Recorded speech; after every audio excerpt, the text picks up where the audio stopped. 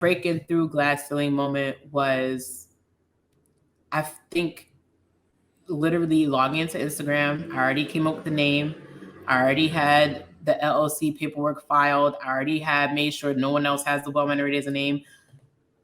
Was literally going on Instagram, using my email, putting in the well minority, putting the logo in the what's that thing called? The profile, and hitting start and following all my friends and putting out that message and literally watching that 0 turn to 65 people in one day. What up? It's your boy Blue Magic, owner of For Your Wear and one half of the Mixed Tag Show. Now, I know you've seen the announcement for some of your favorite podcasters and wrestlers. I've decided to expand my business to become a vendor so that people from the wrestling community have a better way to communicate with some of their favorites. So check out foryourwear.com and see if your favorite podcaster or wrestler has partnered up with me. If not, let them know that they should. Also, if you're looking for a vendor for your merchandise, reach out to me at Blue Magic Grind, spell how it's sound on Twitter and Instagram, or at ForYourWear, FORURWEAR, on Twitter and on Instagram. Shout out to Brian H. Waters and Breaking Through Glass Ceiling. Their merchandise are already up, and they're one of the first ones that supported, so go support them. Alright? Peace. On the last episode of Breaking Through Glass Ceilings, I talk about how the wrestling business has opened up this huge family for me. Well, one of the people that I met through my last guest, Krista B, and her co-host, Queen PR, is today's guest, and that is the one and only Miss Seindole Mawolo. Seindole is the creator of the Well Minority. On today's episode, she talks about why she created it and why it is important for us to really discuss and have these honest conversations with mental health. So, I'm not going to carry on too long. Without further ado, as they say, ladies and gentlemen, here is my conversation with Seindole. Ladies and gentlemen, on today's episode of Breaking Through Glass Ceilings with Brian H. Waters, I have a good friend of mine, a new friend of mine, as of this past year. We met via the wrestling business, but today we're not going to talk wrestling. We've been on some programs. Shout out to those wrestling girls talking wrestling. And that is the one and only Miss Seindole Mawolo. Seindole, how you feeling today? Nice. I'm doing good. You did excellent, by the way, because I know you were a little concerned. Oh, wow! Talk about breaking the fourth wall, brother. Brother. But kayfabe right by now. Right.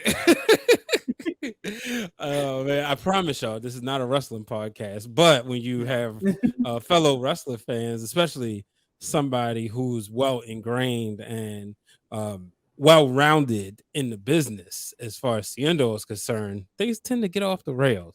But before we get into the actual show and what we're here to talk about, I want to know how you feeling. How's everything? How's your day? How's your mental?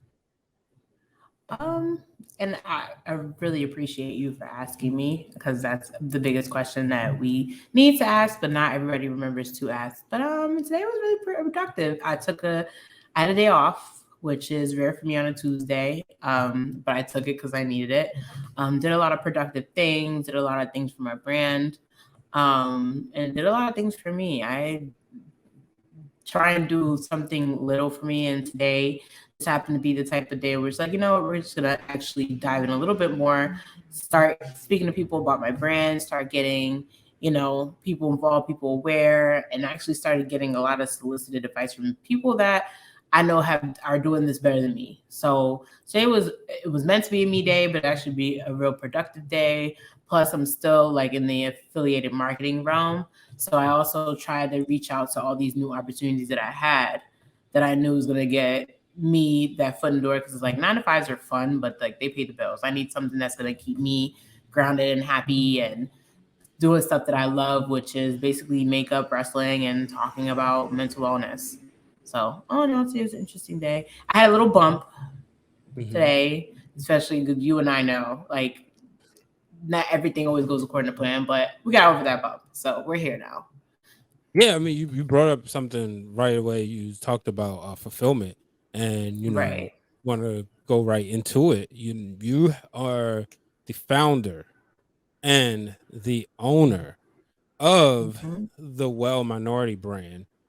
Yes. Talk about it. Tell the people about it, and then we'll get right into it. Okay, so with the Well Minority, I decided to start it.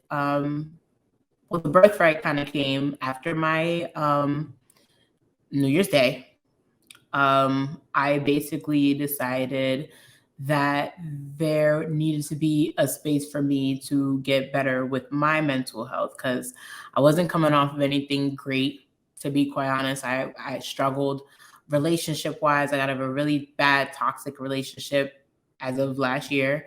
Um, I changed a lot of things about myself mentally. I like if you know me, I think you and I didn't really get to meet, but when I first interacted you introduced to you was really at and shout out to Chris and P at those wrestling girls party. I was kind of, and I tell people this and they're so surprised when I tell them this, I was probably in the lowest point of my life at that party because I had so many things going on mentally in the background that I was basically people drink. It's not a secret. We all drink socially for enjoyment. I was just about starting a 5-day drinking bender. And it was just because there was so much going on in my life. Things weren't going the way I wanted to at my job. Things were not going well with me relationship wise. Things were not going well with me friendship wise. I also was struggling in faith a lot. Like I was questioning like why these things were happening to me. And, and I hated that I did this, but putting the blame on God who kept me as far as it could through the ringer, and everything that I've been through in my life has kept me here. And I was questioning why he was keeping me here. So all these things accumulated to the fact that like I've never felt as down as I felt mentally about myself. And I think I'm a pretty confident person. So I had to come through and realize, you know what, I need the help. Like as unfortunate as I want to say, African Americans, we do not like getting help from anybody. We're told we're strong, we're this, we're that. We don't know how to properly seek the help that we need. And when it came to me, I was just like, you know what? No, I'm not going to do what my parents did. I'm not going to bottle my feelings. I'm not going to do what I used to do. I'm going to try and seek the help. And I found myself having more of a struggle finding the help that I needed than actually having the struggles that I had. And I said to myself, when I did finally find somebody, like, I wonder if anybody else is going through what they're going through. So I see Instagram as being used as a tool to find somebody to do your hair, find somebody to do your lashes, find people who are also into WWE, find all these things. But where are we shouting out all those who are doing work in the mental space? Where are we shouting out those people who are doing well to bring the advocacy of we need to do better in our mental health? Because all that trans to when your mind is right, your body's right, your everything else is right in your life when you're right mentally, but there's no space for it. So I threw my own hat into the ring and I said, you know what, I'm going to start a space and I'm going to reach out to these people and I'm going to have them on my Instagram and I'm going to have them spotlighted. And then those people who follow me will follow them. And the response I got was just astronomically, not even like just thank you for doing this, but more of like a I'm this, how can I help you? Or let's talk about it. Kind of like with you, because you are a new friend and we're still getting to know each other as friends, but you were also like, listen, I want you on and I want to talk about it. Because a lot of things that I say, like people were expecting it to be like a woe is me. I'm talking about my mental health. And it was like, no, I'm trying to help everybody. Like Men's Mental Health Awareness Month, I spent talking to so many males about like, what is it? Like, how is it? And how are you? And the response from that alone was just huge, to the point where if I go another year into this, I now have the right structure into this is for you, this is for you, this may not be for you, but try this. And it's just been, it's still it's like building a house. You can find the land, you can put out the plans, and you could build that house, but there's always room for you to tweak this or change this.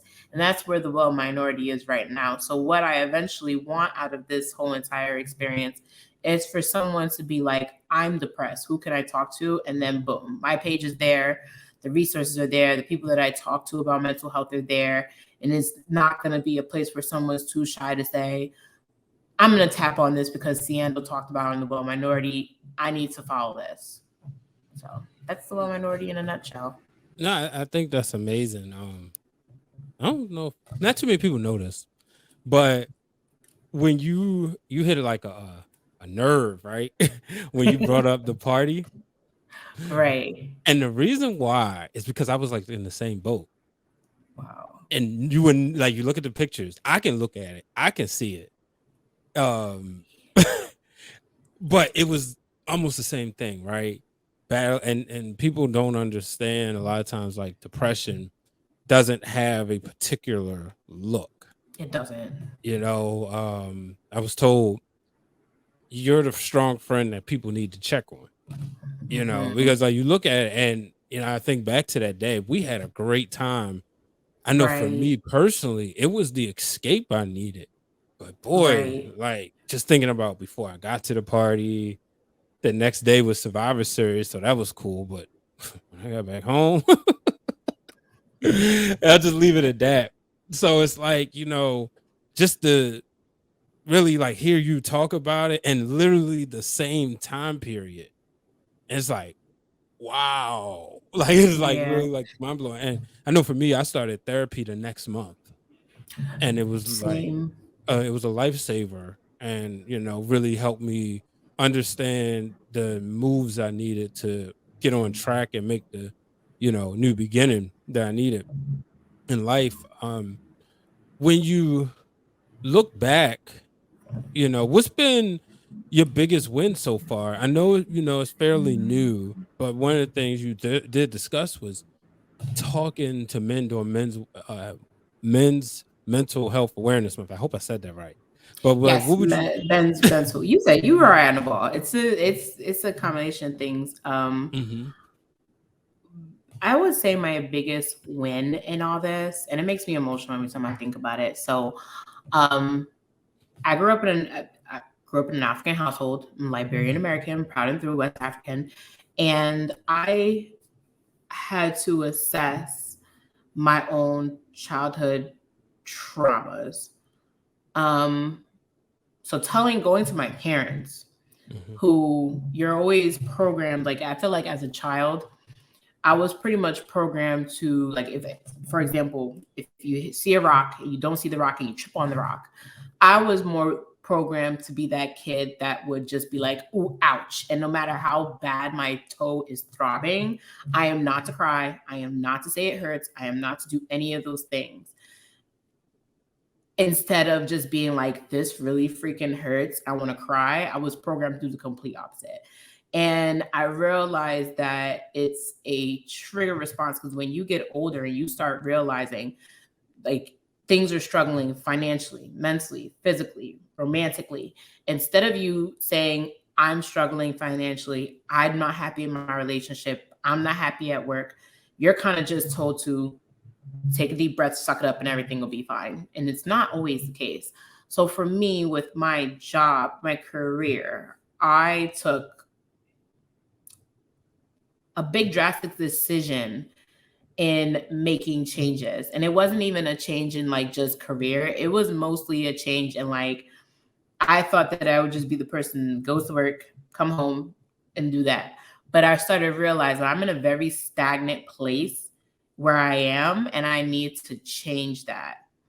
So again, me being that child, I'm also having to now have a sit down conversation with two people who always told me to stick it through and not quit and not do this and be strong. And I remember literally always hearing my mom, and I always tell people that I have the biggest problem with people saying, you're a strong Black woman. Because in my mind, I'm like, don't say that to me, because it's not true. Like, I'm being really honest. I feel like I'm a very independent person, but it's not true. I'm not a strong person. Like, if I get dumped, I'm going to cry like everybody else. I'm going to be like, I'm going to cry. I'm going to watch a romantic movie. I'm going to be like, ugh, this is so fake. And I'm going to throw a whole bowl of ice cream at the TV. I'm normal at this emotion. But I also feel like it's a scapegoat for people to just say that to you because they don't know how to help you when you're down. So I heard my mom say it to me, and And God bless my mom. My mom is like the most non-confrontational person on the planet. I literally turned to her and I go, "Can you not say that to me?" And we went back and forth, and I found the inner, like, that 7-year-old that stomped her foot on the rock in front of like her dad and her mom, and instead of crying, I had to suck it up. I literally turned to them and I feel like you guys always say that to me because I feel like you guys don't know how to help me. I understand I'm 33, I'm not in the best place in life, but I feel like you guys are saying that to me because you don't know how to help me. And as soon as I said that to them, it kind of changed the dynamic between me and them. And they were just like, well, you have to tell us what's going on. And for that 2 hours that I sat down and talked to them, I kind of built a relationship with my parents better than any relationship I've built with them in the last 33 years. Because now when I feel like I'm not having a good day, I can walk up to my mom and be like, "Mom's like, oh, do you want to do something?" I'm like, "No, today's not a good day." And she'll understand and she'll be like, "All right, well, later on, we're going to talk about it because I need to understand you're not having a good day." And with my dad, I'm like, "Dad, I don't really feel like doing this. I don't feel like doing that." And he's just like, "Okay." It's not so much of a force of like, you have to do this, you have to act like you're okay, or you have to pretend everything's fine, or you have to like not tell the world that you're struggling. It was more of like an open forum of I could finally open up and tell people what's wrong, or tell people that, listen, today's not a good day and this is why, and not shy away from, I want to say not shy away from, listen, I have anxiety. Like I went to a doctor and he put a piece of paper in front of me. He was like, "I want you to check all these things you're feeling today." And it was the first time I ever got hit with that. So I'm sitting there and I'm checking all these boxes. And he's like, "Okay, so it looks like you have high functioning anxiety." I'm like, "Whoa, what do I have now?" And I'm like, "Are you diagnosing me with," because like, again, African household, if you have anxiety, you're sick. If you have depression, you're sick. If you have anything wrong with you, it's something that you shouldn't talk about.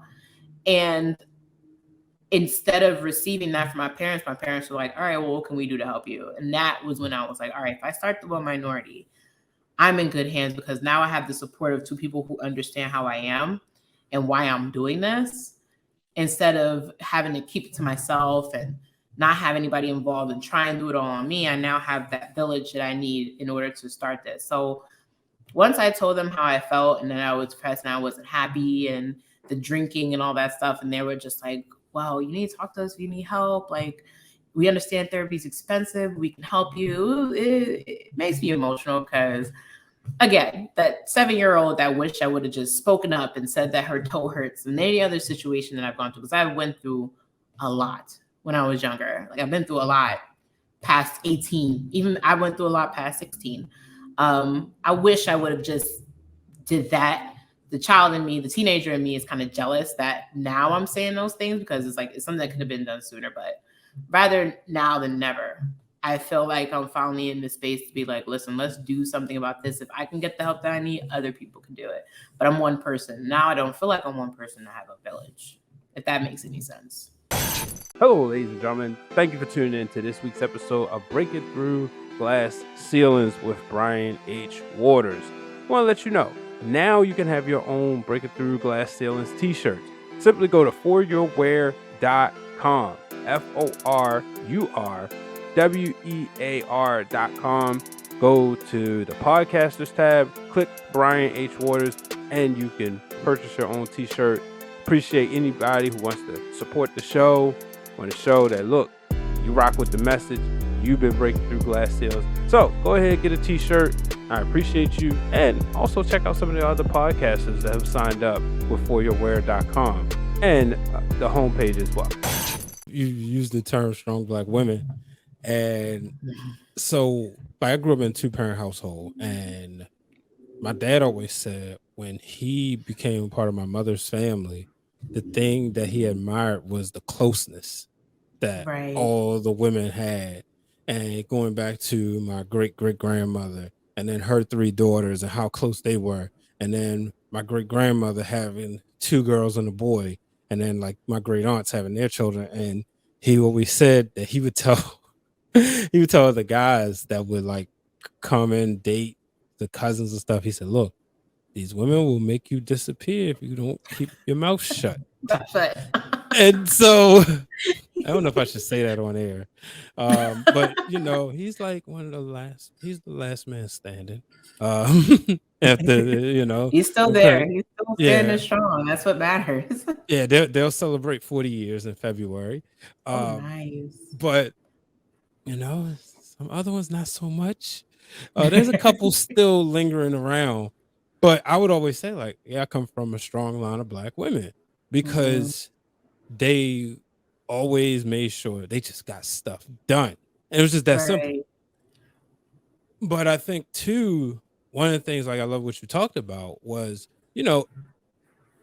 reaching out to your parents, talking about, okay, look, this is what's going on.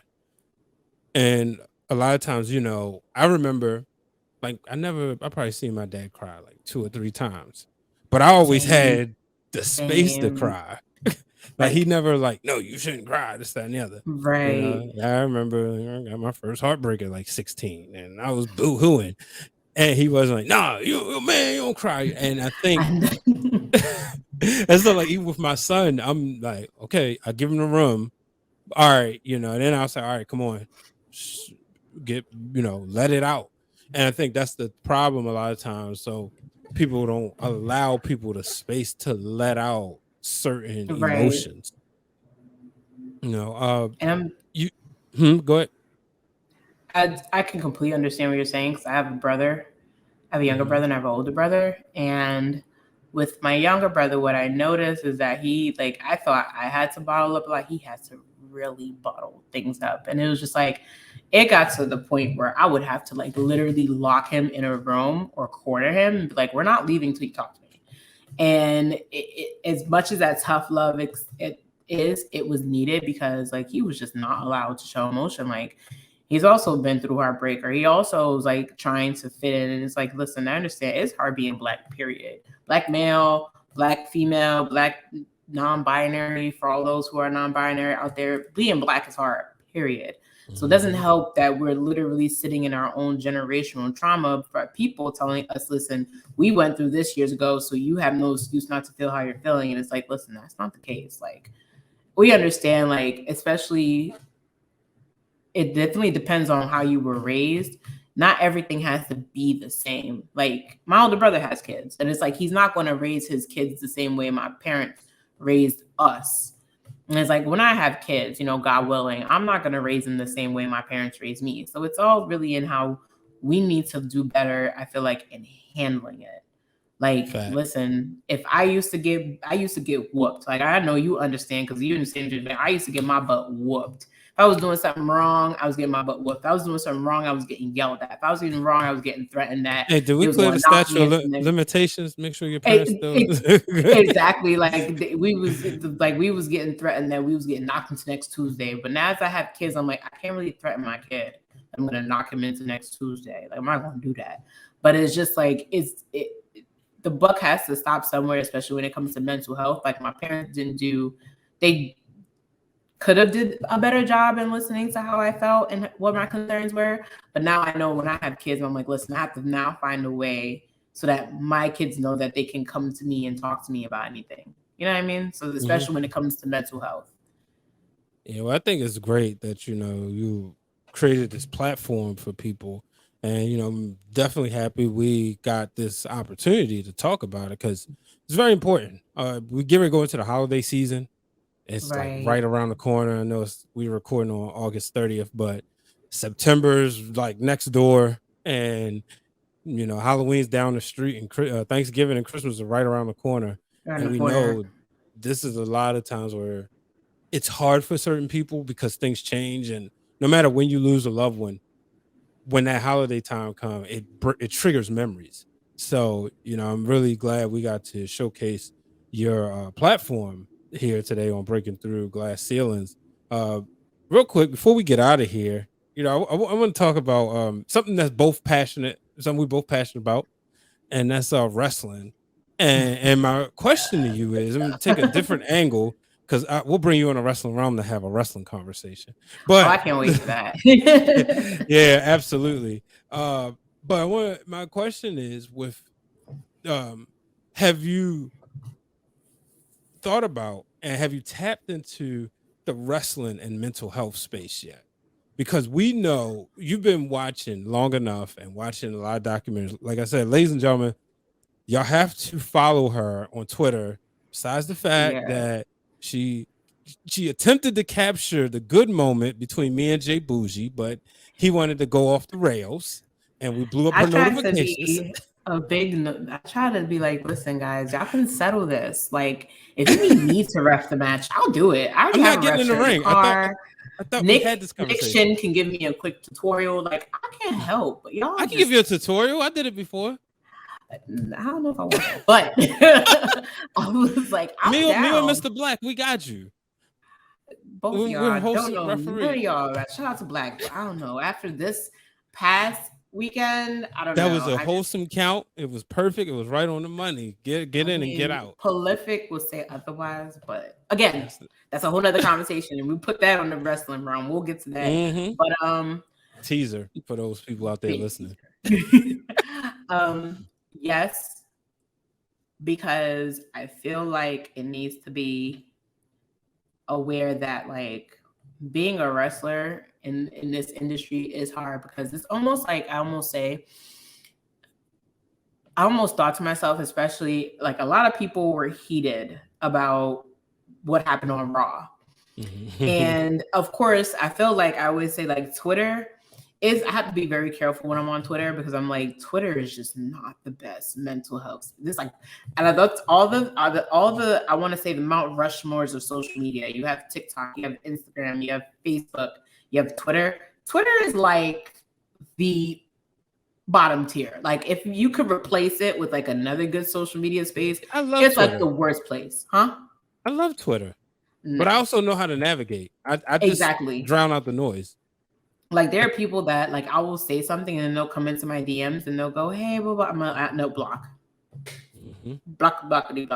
I am the block queen. Like if you look at my Instagram, you'd be surprised. I probably would have like 1,000 followers if I hadn't blocked some of the people who have said the nastiest things to me. Like, and it's not just like, oh, like you're this, you're that, and you're third. They're like, well, I feel like you're only saying this because like no block. Like we're not doing that here. Like we're giving a fair analysis on things. We're not doing that here. We're just not doing it here. So with Twitter, what it's now helped me do is basically reach out to people who actually care about mental health and wellness. And it's like everybody was so up in arms about what happened with the end of the match. And it's like you realize they've been there 10 years.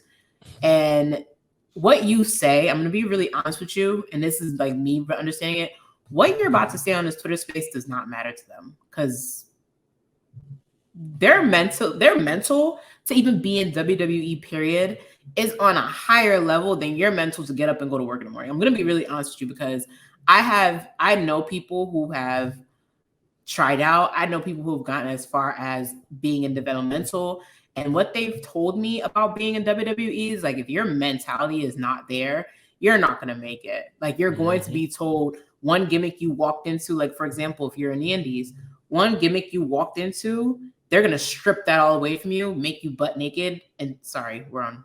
Can I say butt naked? No, you can say anything you want. You're going to be butt ass naked, and they're going to build you over. So like, if you don't have the mentality to literally say, start me from scratch, do me over, you're not going to make it. And it's like, as much as like, it's almost like being the best in school. If your teacher tells you suck, you're stupid, you're this and you're that, if you're not really ready to take that, you're not going to go far. And a lot what we see here is that there are people that are willing to sacrifice their mental sanity in order to get to a better place in the wrestling, whether you're in indies, whether you're in AEW, you know, TNA, well, it's not TNA anymore, it's Impact, whether you're in NWA, whether you're in WWE, you're willing to sacrifice those, what's true to you and what's inside of you to be someone's basically workhorse. And it can get overwhelming. We just had another wrestler literally say, I'm done wrestling. Like when Billy Nixon said he was done wrestling, it broke my heart, because he was somebody that was breaking, I want to say like a big barrier. Like the LGBTQ plus community needs more people that wrestle, more people that ref. And for him to be like, I'm done, I'm tired, should be a red flag, because it's like your mental health in these spaces are so important. Like, who are you talking to when you're not wrestling? Who is there for you? Who's supporting you? Especially when some of these wrestlers are getting in there with practically no support. That's mentally draining. Like, imagine you starting your own business and you have like 100 family members and only 5 family members show up to that grand opening. That's going to mentally hurt you. I don't care how many more customers come into your store. It's going to mentally hurt you. It's almost like if, for example, you started a podcast and you have friends and you're like, hey, I'm going to start talking about wrestling, and only 2 people listen to your first episode. That would mentally slap you in the face. So what I want from these wrestlers, I've always wanted. That was almost true though. Exactly. Like, even me, like, I told people like, hey, I'm going to start talking about mental health. And they're like, oh, okay. And it's like, listen, I don't care if 2 people, 3 people, 1 person listens. I'm going to keep having these episodes and keep talking to people and keep making these posts. You said something key right there though. Sorry to cut you off, but that's the key point, because when people, and the reason why I stopped, because when people start podcasts and stuff, they're not mentally strong. They think they are, but they're not mentally strong to say, I'm going to do this, and I'm going to do this regardless of how many people watching. Understanding it's a slow build. It's long-term booking. Even if you get 300 people on your first one and then 10 people on the second one, because people get excited, the new thing. And then even with like YouTube, that first video they put it in the algorithm because they tease you, they want you to buy more. They want you to do more, AdSense. And so I'm glad you brought that up, because that's the part people don't realize, is you have to be mentally strong when you're a content creator in general. Yeah, because you have to be prepared for 5 people to say you're great and 20 people to say this fucking sucks. Like, you have to be prepared. I hate to break it to you. Like, someone up there, when this goes, like, somebody's gonna be watching this right now and they're gonna be like, like, she's so ugly. And they're gonna put it in the comments, because listen, Twitter fingers, they think they're brave when they do that online. Someone's gonna put in the comments like, oh, her nose is too big, or she's ugly, or who gives a flying F about mental health. But me, I have to literally be in that space of, okay. Oh, this person wants to know about the well minority. Let me like that comment and just forward them to my page. Like, you have to be ready, because like, even like I told somebody that I was doing Thursdays, which shout out to those wrestling girls. I will be back. I'm off on vacation now, so I will be back for Thursdays. But somebody told me, when I told them about how I do Thursdays, and they were like, okay, what are you guys talking about? And I'm like, we're talking about like wrestling and other things. And they're like, oh, you still watch wrestling? That's stupid. And I'm like, okay. I'm going to go pay for my House of Glory tickets and go have fun while you sit there and do the same generic crap you've been doing and partying, because listen, to each his own, right? I'm not going to sit here and slam you for your issues. Let's not slam it for mine. So you have to be mentally ready, because like, you're like, for example, we're going to go right back to Aaliyah and Raquel winning those tag team championships. And people were on Twitter like, oh, they're bland, they're mid, blah, blah. But I'm like, y'all realize they both have, they've been in developmental for 11 to 10 years. So they've already heard all this before. They both have done more on the main roster than you've probably done in a month, in a year. And mind you, they literally are not only in developmental, learning how to wrestle, learning how to take hits, and learning how to do media, learning how to cut a promo. They're also there with someone, and I like the fact that Shawn Michaels is there, because Shawn Michaels' book, if you haven't read it, he talks a lot about also having mental struggles, being in WWE and quitting and returning. Like, I'm betting your top dollar that he's there telling him, like, listen, you're gonna go out there and you're gonna get booed to hell. Like, somebody's not gonna like your moveset. They're gonna be like, boo, you suck. I need you to do this, and I need you to learn how to do that. And it's like, I literally want to hear from these wrestlers about their struggles. Like, what has been the most mentally draining thing for you? What has made you stop? What makes you keep going? It's not always going to be like, I don't want them to boohoo and cry in front of me, but do I want them to be that motivation for someone who's kind of like, wow, I didn't know this was going on. And I have if they feel this way, I don't have a way of feeling this way. I kind of want that. Like, be that oval form. Like, tell me, like, listen, you fans suck and I hate you guys back, but I'm gonna keep doing what I gotta do and entertain the people. And it's just like I want everybody to be comfortable with speaking to me because I'm comfortable with speaking with everybody. And I feel like what I am better at talking to, I'm also a pretty goddamn good listener. Like I'll pop up the coffee or the water or the tequila if you're into tequila, and we could just chat. So Terramana. that's just Terramana. Shout out to the rub. Some good tequila, by the way. But yeah, I feel like I may not be a psychologist. I may not have the best advice, but I am a good listener. And I feel like everybody just needs to listen. The one thing that people forget to do is listen. Yeah, absolutely. Before we get out of here, I got to ask you this. I know your brand is new, but there has to have been a moment when you broke through the glass ceiling and, you know, where you said, okay, I'm going to go through with this. I'm going to stay here. When was that moment that Seindole broke through the glass ceiling? Wow, that's a heavy hitting question. I'm a trained journalist. Shout out to Morgan State University.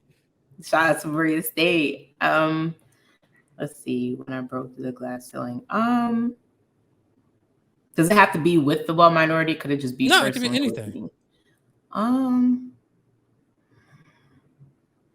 And I hate to get too emotional on this. I don't want to make it too serious, but I got into a car accident when I was 7 years old that almost took my life.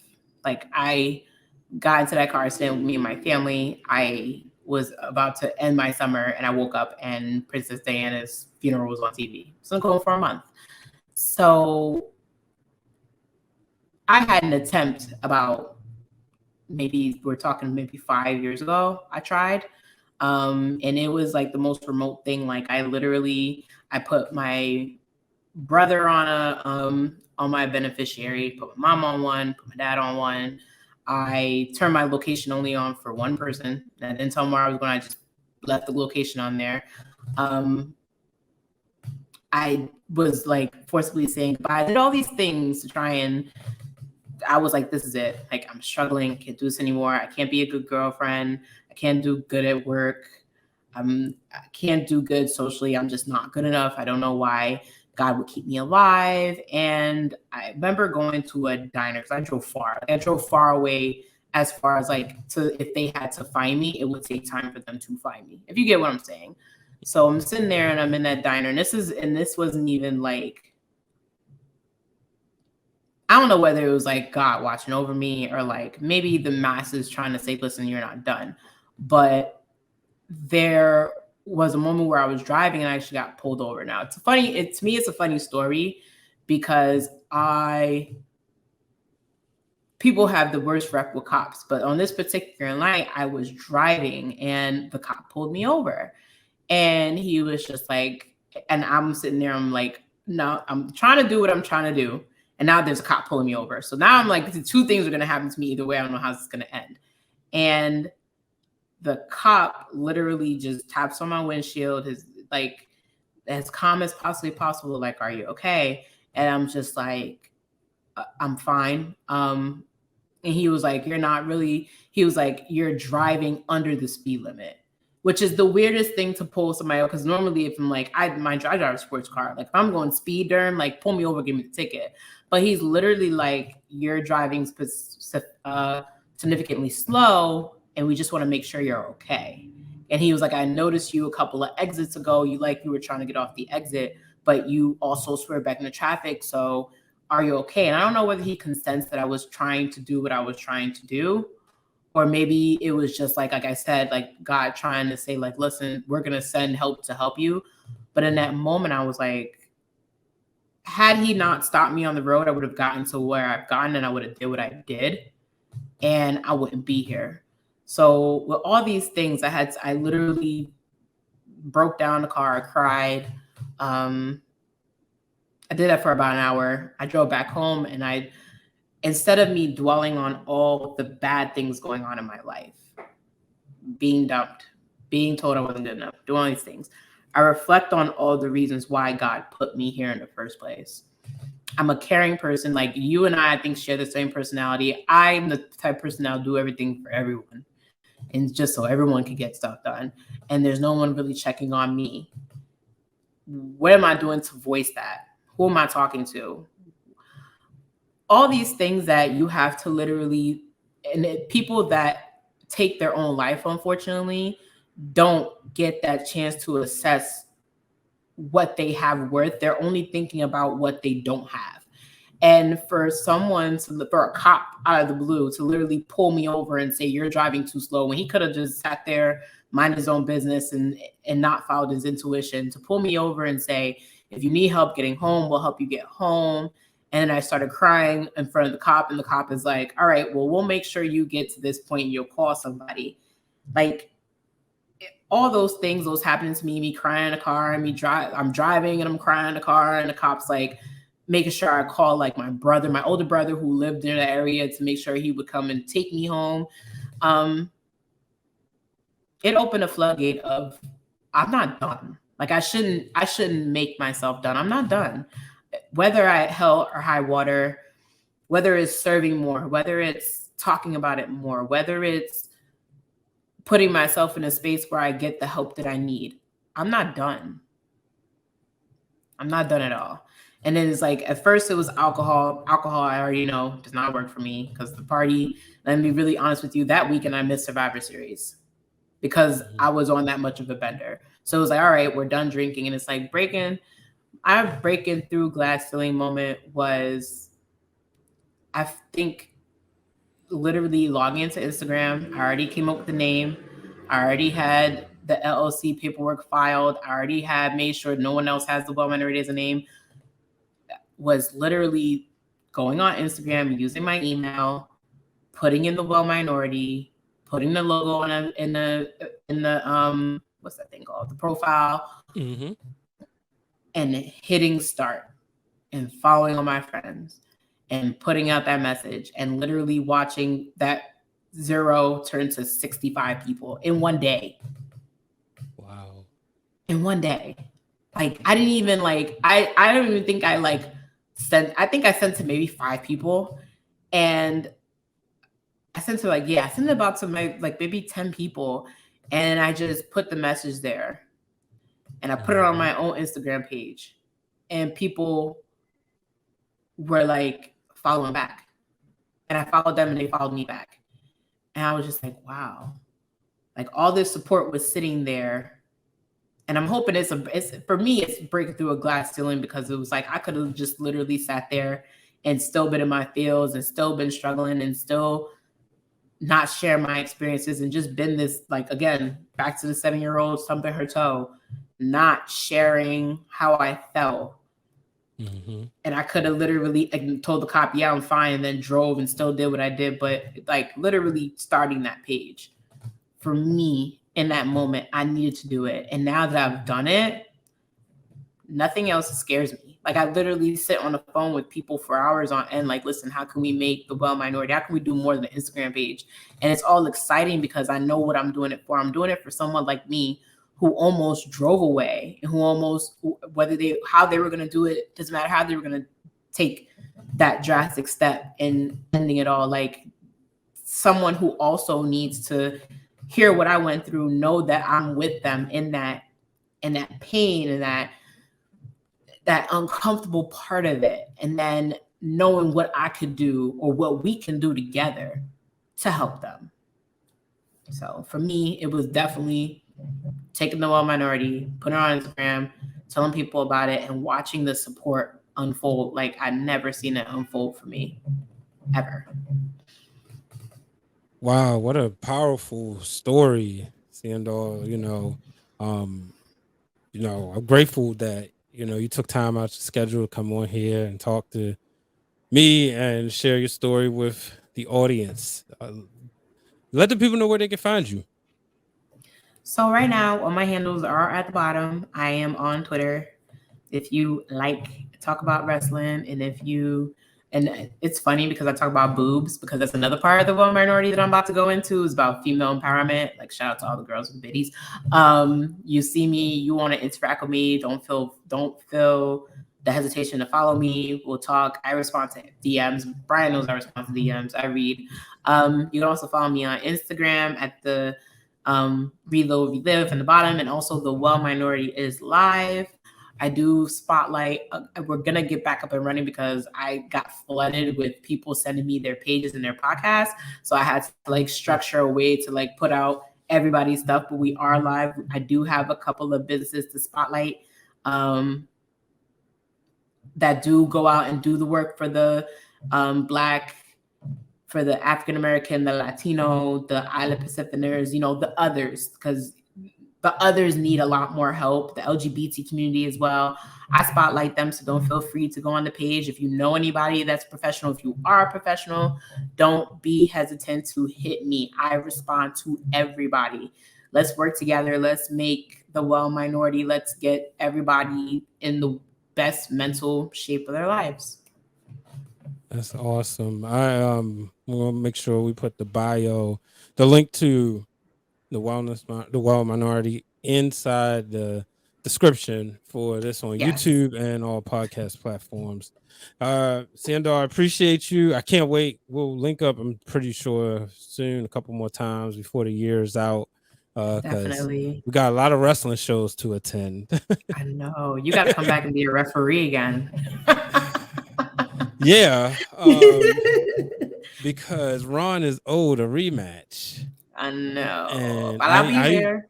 I even said that when I interviewed Ron, no, it was when I talked to Jay Bougie. I said, I will wear the Crocs and count him out 1, 2, 3, and kick those Crocs off. I will ref in the Crocs. That will be the only time I will wear them. Just to prove a point. I will buy the Crocs because I get 20% off with affiliate links. So I will buy the Crocs. You send me your shoe size, sir, and I'm there. I will be there again. I will wear front row. Shout out to the organic popcorn that I had with me. I will be there front row again. It was all set. Ron was getting ready to go home. He was getting ready to get the 1, 2, 3. And then here come got during takeover. And you know, and STP Promotions was in the back. They were, was, you know, being fair, but that's all right. It's all good. And then, not to mention, then when Jay Bougie took on a couple of the homies from Baltimore, he used a fake ref. He used a fake ref. And the ref screwed over pure ignorance. And then he had a nerve to look at me and go, ha ha. Are you serious? And it's just funny because a few weeks later, that same ref cost him his title. Because he had powder in his face. And that's the messed up part. Like, I'm like, what in the Game of Thrones is going on over here? It's like it's the Red Wedding all over again. That whole thing is like, it's giving me Red Wedding vibes. Because I'm just like, it's the backstabbing and y'all were like plotting on a plot. And I was just like, listen, I'm all here for it with my popcorn and just hopefully we can get to a resolution. Maybe the House Targaryen, like maybe you need to be Westeros. Like we gonna work it out. Okay. We thought we had it worked out at Black WrestleFest. We was in the bar to I bought him a drink. That wasn't enough. You gotta do more. You should have bought him. I think if you buy him a pair of Crocs. No. Or hang the Crocs from the top of this. Let's Crocs on a pole match. I'm telling you, look, everybody trying to do all these on a pole matches. War games and Crocs. They try to put me in cages. And no, like, and you got PJ Savage trying to tell me to wrestle. Even Stan Michael asked when I was going to wrestle. I'm not wrestling. Me and Amber Rodriguez had this conversation. If they want to wrestle, they got to wrestle her. They can't. I don't wrestle. Listen, and they're not beating her. I'm just saying. She's fire. I can't beat her. And she ever steps to me, I'm like, I'm gonna cry. I'm just gonna be like, oh my god, no, I'm not trained. I can't do it. Hell no. Ain't nobody in my corner to fight her for me. Love her. I love you if you're watching this, but I'm not fighting you. I'm just kidding. I don't want no sauce in advance. But we about to get out of here. Ladies and gentlemen, thank you for tuning in to Breaking Through Glass Ceilings. Make sure you check out the merchandise on foryourwear.com. Not only can you get my merchandise there, you can get other podcasters, including those wrestling girls, Black Eye Wrestling Pod, and so much more. Jay Bougie even have a shirt. Cheap plug. He has a shirt on foryourwear.com. And of course, the owner, and of course the owner himself, Blue Magic Ryan, the Mixed Tag Show has merchandise. So you got all your one-stop shop, foryourwear.com. Till the next time, folks. Do not let anyone place a ceiling above your success. So long, everybody. So long.